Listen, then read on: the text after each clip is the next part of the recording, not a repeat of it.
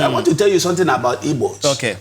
An Igbo man, wherever he is, always think about home. If we want to grab Ghana land, we wouldn't have even stressed ourselves teaching our children our own culture. What we would have done is to allow them to learn Ghana culture to fit in Ghana, isn't it? If you wanted to take over Ghana. Yes. We have allowed them to learn Ghana culture, practice everything. Interesting. Unfortunately, I'm pressed for time. My final one, do you believe this incident has affected the image of the Igbo in Ghana now? And what are your plans going forward? Briefly? Yeah, the plans is like what we are doing now, clearing the air. It hasn't affected him as a person because a clear conscience fears no accusation. Not at all? Yes. If you say it has affected him, it's a businessman. Like some people are saying, oh, he come here, he did what our politicians and others. Even in Nigeria, he has acquaintance with so many leaders because of his nature.